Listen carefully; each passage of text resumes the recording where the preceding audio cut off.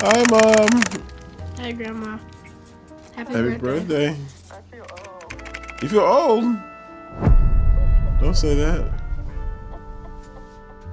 My mother is the most important woman in my life, and I don't know where I'd be without her. So when I heard the Godfather of AI say, Evolution built maternal instincts into the mother. And if we don't do something like that with these alien beings that we're creating, we're going to be history. it got me wondering, if AI needs a mother, who's the father?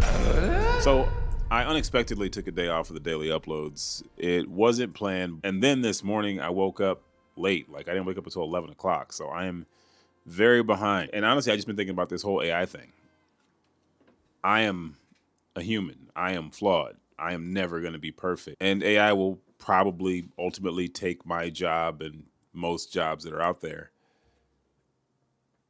Except one. See, AI can do a lot, but AI can never be a dad. They've been focusing on making these things more intelligent. But intelligence is just one part of a being. We need to make them have empathy towards us. Kids trust dads to see what they can, especially in themselves. Always trying to prepare us for a future we can't even imagine. What sometimes feels like control is care. And what often feels like pressure is protection.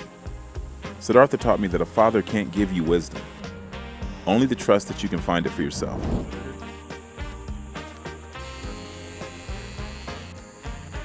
Ew. It does not hurt. I love cutting my son's hair because there's kind of no rules. Like I do whatever works for me. I can cut it at some crazy hour of the morning or just before an event or, just whatever's convenient. I mean, just have one less thing, no appointment that I have to make. But I think I had enough personal experiences getting bad haircuts that I was like, I'm just going to learn how to do this myself, because if I'm going to get disappointed or if I'm going to have my hair messed up, I might as well mess it up myself, because I know when to stop. Because for some reason, I don't know what it is, but barbers like to make mistakes, and then rather than like stopping and letting you know, or just slowing down and not cutting off any more of your hair, they just keep going. I just cut off more, then that'll solve the problem. No, you let me know, and then we stop, and then I'll get up and walk out or whatever I need to do. But don't keep going and cut off all my hair, because that kind of defeated the purpose of me coming here in the first place. Like I came here to a professional to get a good haircut. If it's going to be questionable, then I might as well do it myself.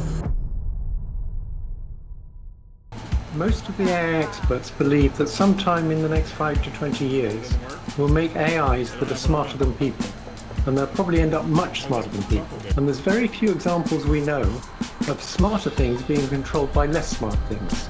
In fact, pretty much the only example we know is a mother being controlled by her baby. Whoa. Science would never build a being that bleeds. And capital would never design one that gets tired.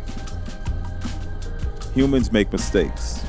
We break things. And we care. And maybe that's the only reason we still matter.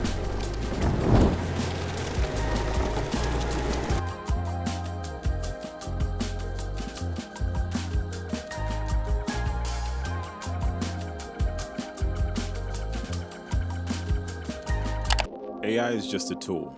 So there's no question that in an AI-driven society, if there's a place for fathers, our role is to model behavior, teach our children empathy and structure. And of course, we do our best to pass on wisdom, knowing, of course, that ultimately children will make their own decisions. I think it's easy to want to let technology just take over a lot of the small tasks, but I think the small tasks is where the big changes happen. I think we've seen that chatbots can absolutely influence our child. And in any society, a child left to its own devices is going to make decisions off of their limited knowledge. And that's why fathers are so important. We step in and we provide guidance.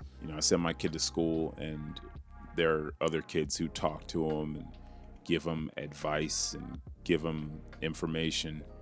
And then I spend my entire evening correcting that, providing insight. And that is a job that's not going anywhere. I think as jobs change, it's going to become more and more important that we don't define ourselves based off of our position, because inevitably they will change. And when that happens, it will come back to your purpose. And the same questions that we ask of ourselves, we'll ask of our children. If you feel obligated to contribute to society and the people in your community, there's no reason that would ever change. There's going to be lonely people who are going to try to use these devices to fill the hole that a person would. Someone to console them when they're having a bad day or tell them words of affirmation. But there's not going to be any chatbot that can offer them a hug.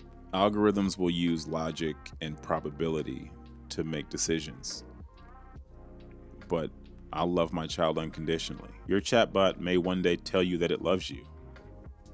But the question you'll have to ask is why?